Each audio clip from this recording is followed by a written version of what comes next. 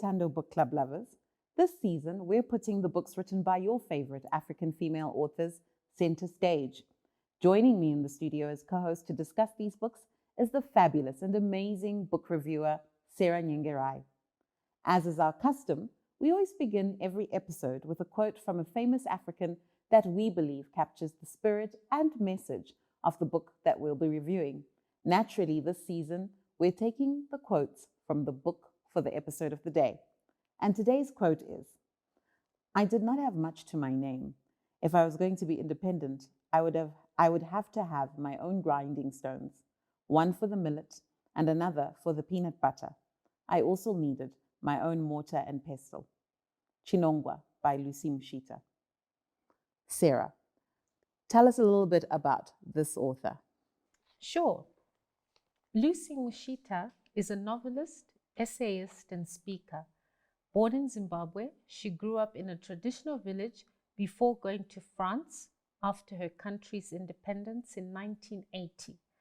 After a short stay in the United States of America, she went back to France, where she taught English in primary school and at university and various multinational organizations.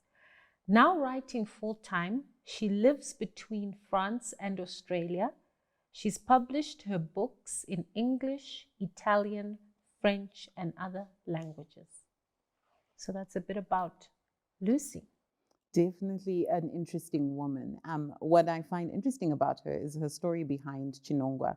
I was watching an interview she did at the American Library, and she was talking about how during her early days in France, she needed to while away the time between 8:30 and 4 p.m. every day. And, she was, her kids were still very young. And she was reminded of this lady from back home. And when she was little, she asked about this lady and found out her story. And this is how or who Chinongwa is based on and how this book came about. So I found it very interesting because she didn't intend to write the book to begin with. She just wanted to speak to an issue, and then the book came about. And when reading the book, definitely, I don't get the feeling that this isn't a person who intended to write a book. But, that's how some of these things happen. So the book is set a while back.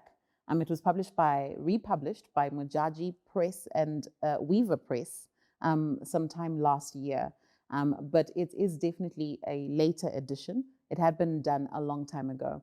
Why do you think that this book has been making the waves and has come back with so much acclaim at this particular time, especially because it's almost like, later, it's like an anniversary edition or a later edition of this book, the story that was told a while back?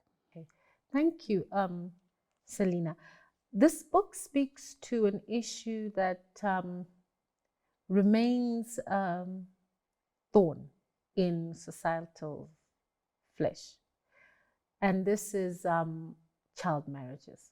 So it comes at a time when there is more noise about it, especially in Zimbabwe, because in 2022, we had stories making the headlines, the teenage pregnancies, some girls within apostolic faith churches that were becoming mothers at a young age when they're children themselves. So it resonates with what's going on. It also came out at a time when October 2022, there was celebration of, as per tradition, the girl child. So it was part of a movement, and a time in which a lot of people, NGOs, churches, representatives of society are making more noise about it because it has not been taken seriously for a long time. So more action. So it coincides with this movement that it's time to do something about the girl child and child marriages, which is abuse, human rights, child abuse. Definitely, it is abuse. And it's very interesting to me that This book that is set in a long, long time ago is being used to describe or to unpack this issue, which maybe way back then wouldn't have been seen as abusive, but now, it has a different color and tone to it. So very, very profound conversation that we're having as a society around this issue. But we're running out of time for the first segment, so we're going to cut to break. Thank you for watching Tando Book Club as we've been discussing Chinongwa. Please don't go away. We're only just getting started. See you in just a few short moments.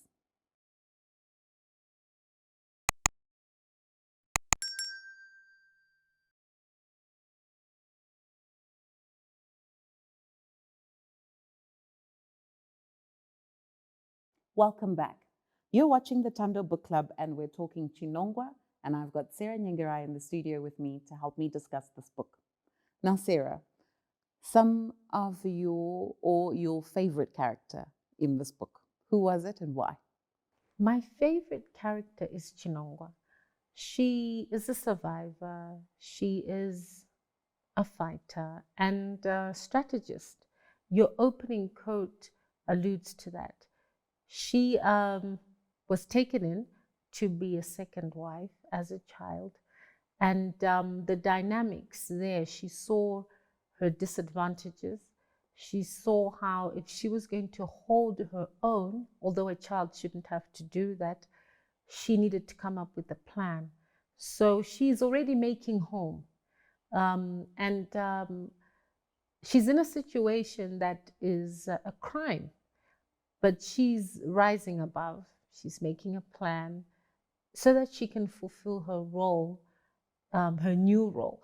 And this is not to say it's a role we support at all, no, but to have that tenacity, to have that ability as a child to say, how am I going to embrace this and make this work? But I do want to add that that is not what should be happening, but it's heartwarming and saddening at the same time that she got on with it, a life that she should never have to live.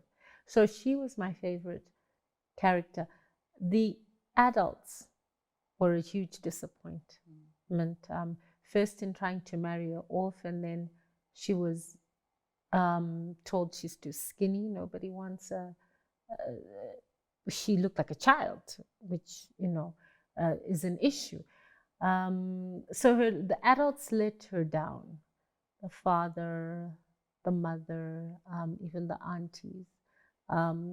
She's a child that was let down by society. So I placed blame with her caregivers and the adults in her life. I do feel like in the reading of the story, like the constant repetition by a grandmother that we could have maybe waited, but we can't. It's just because things are so dire. Yes. We need to do this. It's almost like, who are you trying to convince? Are you trying to convince the child or her? Because I do think Chinongwa is quite resolute as a character. She's quite, there's a measure of composure that speaks to an old soul for a child whom we're meeting at 10. I definitely felt that to a point where I questioned the believability of this character, because I was like, who at 9 is thinking like this?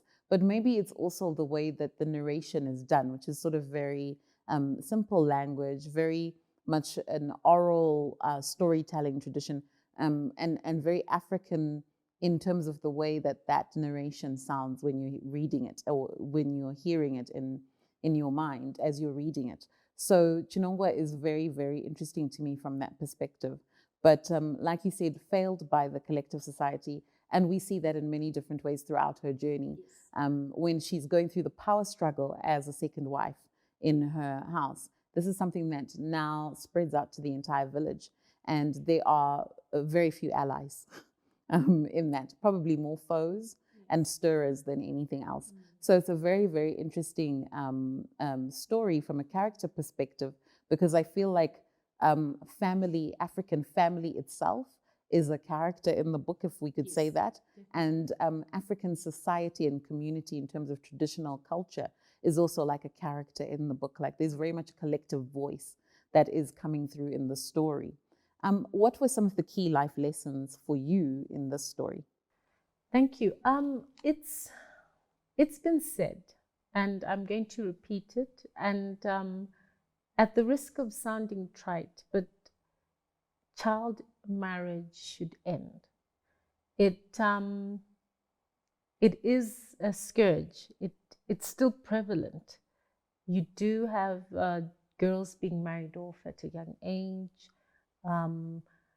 and she brings attention to an issue that must be dealt with, and calling upon matriarchs and calling upon caregivers, calling upon the men that look at the depth at which this destroys a human being, destroys the fabric of our society, and should be brought to an end.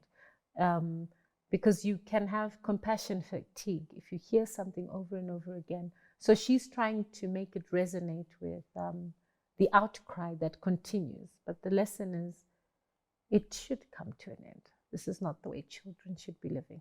Yeah, that's a very good lesson, Sarah. Thank you for that. Well, we're run out of time for this segment, but we'll be back with the last part of our discussion, where we'll do what we love to do here on the Book Club, which is do a reading. So stay tuned and see you just now.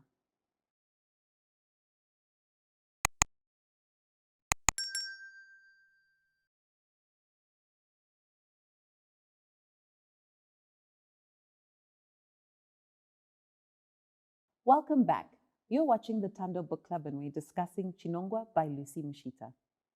So Sarah, what would you consider to be the unique strengths of this book? Thank you, Selina. I would say, having read Chinongwa, I was reminded of Chimamanda, who said there's a danger in telling a single story. Like stories and experiences are multifaceted.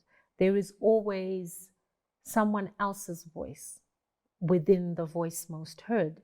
So Lucy, the writer, allows us to see what drives people to make the decisions that they've made and the struggle they have. It's not an easy decision to come to.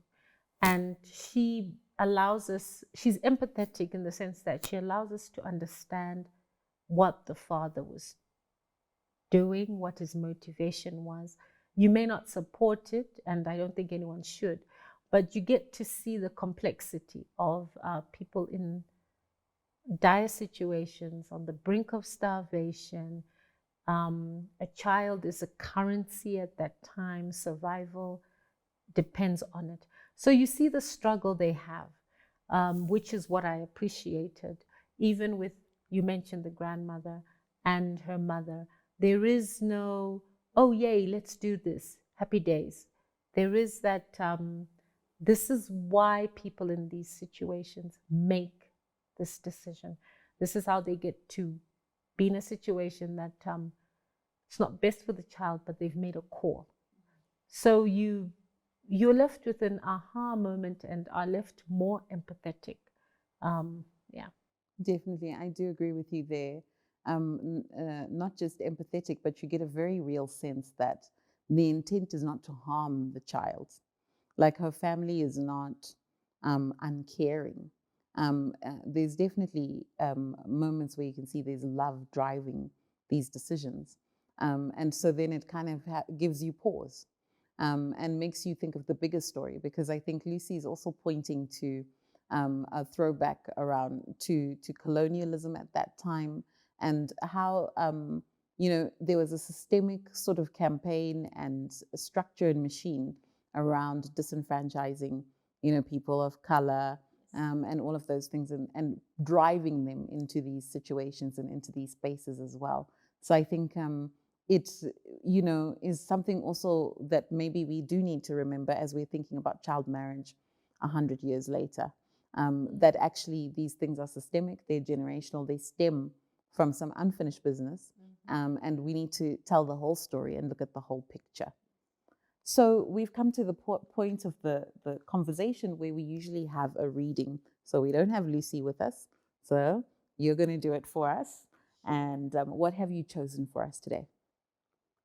I've chosen a piece, and it's we're hearing from Chinongwa herself and her journey as she is brought into this family as a second wife, child wife. Okay. When my people left me with my guru, her immediate concern was to fill me up and ensure I seduced her husband. A desirable woman must have legs that are worth talking about, buttocks that shiver when she walks, a calf to fill a man's palm, and breasts as large as pawpaws and as firm as mangoes. Her plan to achieve this was simply food, food, and more food.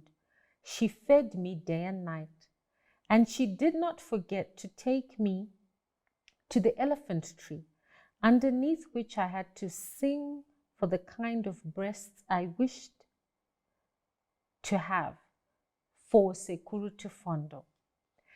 So I ate and ate. In less than 2 weeks, she told me later, you started to fill out and your skin began to glow. You cast off your old skin like a snake. You became a new person, so new that when your brothers returned 2 weeks later to get more millet, they did not recognize you. You grew into a woman in a single season. What she ignored, my guru, was how fast I grew inside. Powerful. Thank you. I love that piece, Sarah. Thank you. Well, it's been another great edition of the Book Club as we've talked Chinongwa. See you again next week, same time, as we celebrate yet another fabulous African female author. Until then, stay safe, stay strong, and stay true. Goodbye.